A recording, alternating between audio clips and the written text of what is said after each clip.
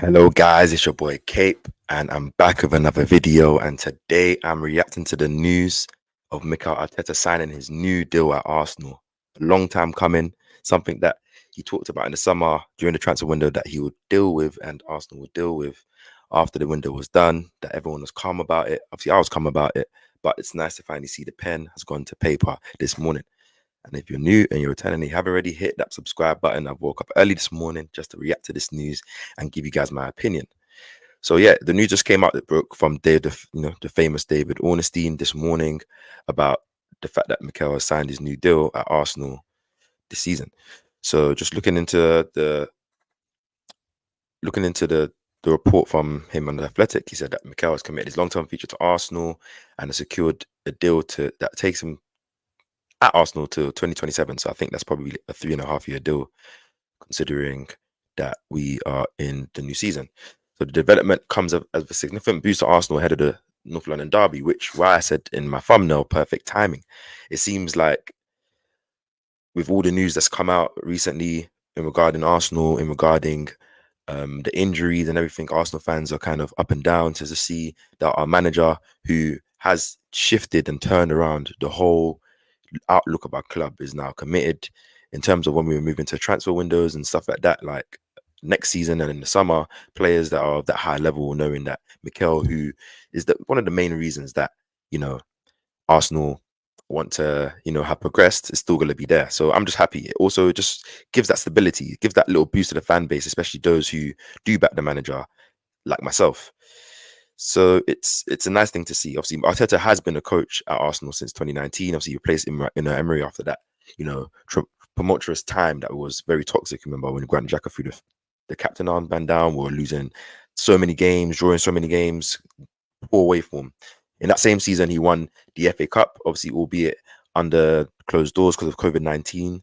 And I think Mikel's role then changed from first team coach, which he signed in 2019, to first team manager. And for me to get promotion that fast, that quick, I don't think it was just because of the FA Cup. I think it would have been because of the fact that he would have showed certain intangibles that the club said, nah, this guy's the guy that's going to take us to the promised land. And hence, through his whole time, as you saw the 2020-2021 season wasn't that great. We started off with quite poor form in that first, September to around December, till he brought through the young boys and Saka, Smith Rowe, and Martinelli. He then also has had many difficult periods, like the start of the 21-22 season when he lost the first 3 games, Arsenal bottom of the league. We lost to newly promoted Brentford. A lot of people were calling for his head, and the club backed him. I think that's when they even gave him a new deal. I'm pretty sure that his second new deal to renew his contract, which just shows an air of faith. For me, what sold me about Mikel, realistically, what made me feel like he's the guy, is just when he spoke. Anytime he spoke in his interviews, anytime he spoke in any press conference, anytime he spoke to the media, what he was communicating was things that I felt like the club had been missing, things that I felt like a coach, someone who should be the one that can influence and change, should be seeing, should be feeling like it's his concern, should be feeling like it's his thing to do. And I feel like Mikel, since the first day that he's come in, the first interview, I always advise everyone, go back and rewatch that interview and hear what he's saying, and then look at where our club is at right now. I think it was the first ever interview. It was like a 9-minute clip. I think he was at Colney, and Mikel looked quite young, no beard, no grey hair, no lines in his face. And he spoke about how he wants to connect the fans back together, that the standards have to be better. There's non-negotiables that I've seen coming from Man City that make a winning club. And I'm pretty sure at the time people were like, oh, what's he going to do? Oh, inexperienced coach. Oh, yeah, he was at Arsenal, so there is a bit of familiarity. But he's come in and he said all the things that he has to do, and he stood on business.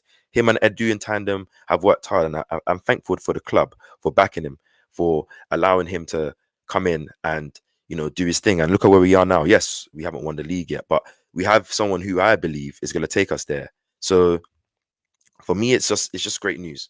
Obviously, he's had so much influence in terms of changing the quality of the squad, the age of the squad. Right now, we still have an average age of 24, 25 in terms of our best players not even entering their prime.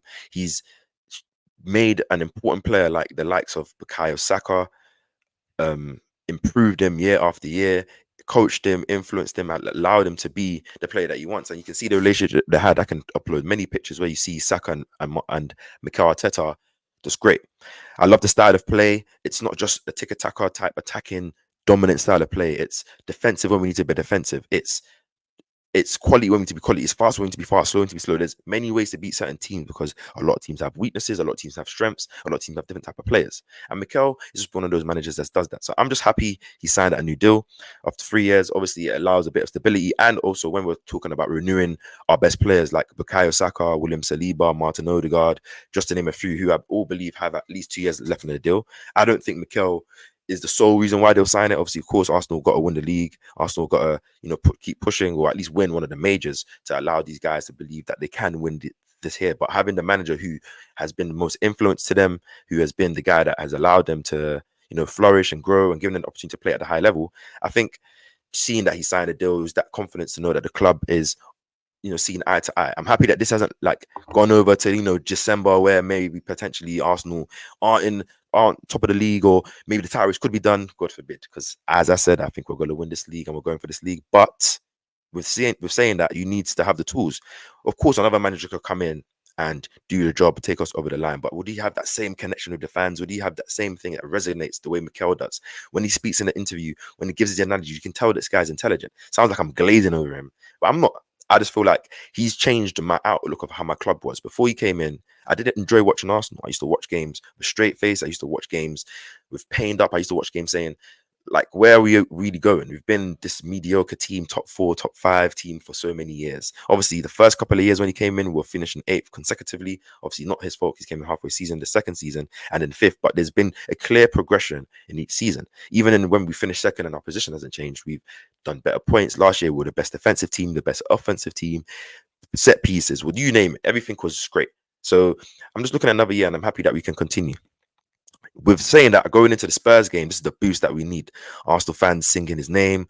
He's now, it's on him because of the lack of our midfield options. Give us something new, whether that's the 4-4-2 that I spoke about yesterday in my live stream with Steph. Go check that out in my videos. Obviously, also if you're tuning in, hit that subscribe button, hit that like button down below. Thank you, Presser, for tuning in as always.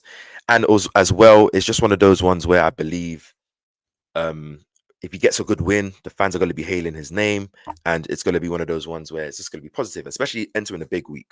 First Champions League game, which I'll discuss that game being on Thursday, but digressing from that point, we've got the City game, which is a big game. News coming around, snooping around last year that Barcelona, when obviously Xavi was announced that he's going to lose a job, that Mikel wants to go to Barcelona. Obviously, he's from San Sebastian. He did play in the academy, albeit him not actually playing for Barca. And Man City, Pep potentially leaving at the end of the season, snooping around saying Mikel is the favourite. All of that news, all of that malarkey is out the window. Now we can just have our consistency and, players that we might be planning on signing next summer. Obviously, I hate talking about some window because it's always about next year. Know that, okay, this guy's here for the next 3 years. So I'm going to commit my future. I know this guy who I want to play for is going to be there. So I'm just happy that Mikel signed his deal.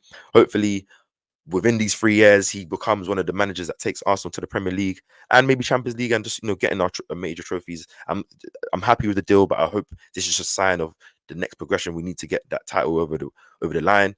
I always will believe in Mikel Arteta because I feel like football and sports are not linear. Only one team can win, and when you have a team like Man City who have been a juggler type of team over the years, you have to understand it's not easy. It's not easy for you to beat them. It's not easy for you to take them out. It's not easy for you to take out Thanos. So you have to have the perfect conditions. And I feel like you can see Arsenal slowly but surely getting there.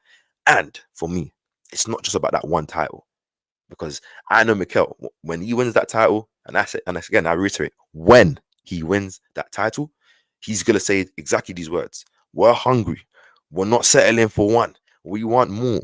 We want to continue year after year winning and bringing that joy. I want to look back when I'm younger. Sorry, when I'm older. I am young enough, but I mean, when I'm older, when I have grey hairs, when I'm my kids and say, nah, man, that Mikel Arteta era, he came in and changed the scope of Arsenal. And now, moving forward, whoever takes over, whatever players come in, they continue to, build off that. It's not a, continuous rebuild. A lot of clubs are going through inconsistency. I think Mikel is going into his 5th year now in the club, and by 2027 he'll be on his 8th year, which for me, 2 years down the line, 10 years, who thought that you would see another manager staying for 10 years as well? So I'm just happy. Hopefully he sets the team up right. give the motivation to the boys and influence to the boys that, you know, he's here to stay, he signed the thing. Yeah, I mean, Mikel Arteta has signed the thing. Thank you, David Ornstein, for dropping that news this morning. And just before I go, because thank you guys for tuning into my stream, everyone that's tuned in. Let's just have a look. Obviously, Mikel Ornstein talks about how obviously the signing that he's made, his story, or when he put his new deal in 2022. Also, the fact of the matter that he's now becoming one of those managers that will become the longest serving manager in the league. When you look at like some of the history in terms of team like managers that have stayed at a club, he's after Pep, he's the longest serving manager, and obviously, hopefully, Pep leaves in the next year or two, he will become the longest serving manager. In the same time, with him being still young at 42, as it says here, he reached his 100th Premier League win faster than the likes of Pep Guardiola, Arsene Wenger, and the great Sir Alex Ferguson.